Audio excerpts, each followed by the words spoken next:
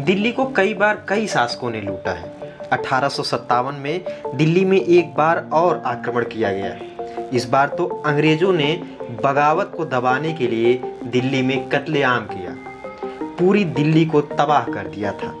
पूरे शहर का लगभग 1/3 हिस्सा पूरी तरह से खंडहर में बदल दिया गया। अब दिल्ली अंग्रेजों के पूरी तरह से कंट्रोल में आ चुकी थी। मतलब ईस्ट इंडिया कंपनी का प्रभुत्व दिल्ली में स्थापित हो गया। लेकिन अंग्रेजों ने दिल्ली को अपनी राजधानी नहीं बनाई थी, बल्कि उनकी राजधानी बंगाल का कोलकाता शहर हुआ करता था। उस दौरान कोलकाता को कलकत्ता के रूप में जाना जाता था। एक प्रश्न जरूर उठता है कि आखिर अंग्रेजों ने अपनी राजधानी कोलकाता से दिल्ली क्यों स्थानांतरित कर दी और कैसे दिल्ली भारत की राजधानी बन गई। इसके लिए हमें वर्ष 1905 में हुई परिस्थितियों को समझना होगा। इस साल ब्रिटिश शासन ने एक चाल चलते हुए बंगाल का बंटवारा कर दिया ताकि हिंदू और मुस्लिम को बांटा जा सके। इसलिए बंगाल को 2 हिस्सों में बांट दिया गया, एक वेस्ट बंगाल, दूसरा ईस्ट बंगाल। लेकिन अंग्रेजों की ये चाल उल्टी पड़ने लगी। इस बंटवारे का विरोध जोर शोर से होने लगा। इस विरोध के कारण अंग्रेजों को बंगाल के बंटवारे के इस निर्णय को बदलने के बारे में सोचना पड़ गया। धीरे धीरे बंगाल राष्ट्रवादियों का गढ़ बनता चला गया। वहां पर कई राष्ट्रवादी नेता जोर शोर से उभर कर सामने आने लगे। अंग्रेजों के खिलाफ वो मुखर होने लगे। अब अंग्रेजों को बंगाल में अपनी राजधानी बनाए रखना और वहां से शासन कर पाना बहुत दूभर हुआ करता था। कई सारी समस्याएं देखने को मिलने लगी। इस दौरान 1910 में इंग्लैंड के राजा जॉर्ज पंचम बन गए। जब वो राजा बने उसके बाद उनके सामने बंगाल वाला मुद्दा आ गया। 1911 में वे भारत आने का प्लान बनाने लगे। 1911 में वे भारत के दौरे पर आए। दिल्ली में उनकी ताजपोशी की गई। दिल्ली दरबार लगाया गया। यहाँ पर राजा ने बंगाल बंटवारे को रद्द करने की घोषणा करने वाले थे, लेकिन लॉर्ड हार्डिंग इससे संतुष्ट नहीं थे। हार्डिंग को समझाया गया कि बंगाल की सीमाओं को नए सिरे से गढ़ी जाएगी और राजधानी को बंगाल से हटाकर दिल्ली स्थानांतरित कर दी जाएगी। इस बात पर लॉर्ड हार्डिंग मान गए और उसके बाद 12 दिसंबर 1912 में लाखों लोगों के सामने किंग जॉर्ज पंचम ने कहा कि भारत की राजधानी को कोलकाता से दिल्ली शिफ्ट किया जाएगा। दिल्ली पहले कई शासकों की राजधानी रह चुकी थी। 15 दिसंबर को इसकी आधारशिला रख दी गई। आपको बता दें, जिस जगह पर ये शिलाएं रखी गई थी वहां पर कोई इमारत नहीं बन पाई, बल्कि उन शिलाओं को दूसरी जगह पर लगाया गया। एक नया शहर निर्माण करने की कोशिश की गई, जिसमें केंद्र सरकार से संबंधित चीज़ों का निर्माण करना था।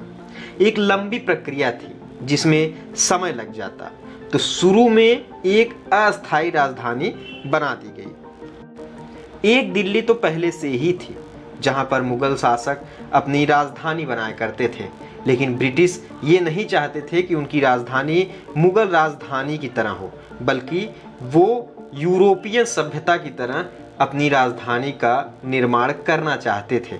इसके लिए वो इसकी जिम्मेदारी कुछ अलग और ख़ास लोगों को दिए ताकि वो इस नए शहर का निर्माण कर सके।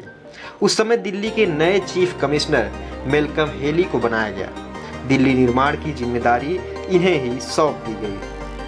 प्रश्न ये उठा कि राजधानी बनेगी कहाँ। दिल्ली तब तक पंजाब का हिस्सा हुआ करती थी। 128 गांवों को लेकर, जिनका लगभग 1,30,000 एकड़ की जमीन थी। साथ ही साथ 65 और गांवों को मेरठ से भी लिया गया। 1912 में लुटियंस और हर्बरवेकर को बुला लिया गया। पहले अंग्रेजों का मानना था कि जहां पर जॉर्ज पंचम की ताजपोशी हुई थी वहां पर राजधानी बनाया जाएगा, लेकिन लुटियंस को वो जगह पसंद नहीं आई क्योंकि वहां पर बीमारियों का खतरा था। लुटियंस और चीफ कमिश्नर ने रायसीना हिल्स को राजधानी बनाने का फैसला लिया और शिलाओं को दूसरी जगह पर यहाँ से ले जाया गया। दोनों शिलाओं की जगह नॉर्थ और साउथ ब्लॉक बनाए गए हैं। अगले साल मतलब 1913 में राजधानी निर्माण का काम चरम पर था। जोर शोर से ये काम शुरू किया गया, लेकिन 1914 में प्रथम विश्व युद्ध की शुरुआत हुई, जिससे अंग्रेजों की स्थिति बेहाल हो गई थी।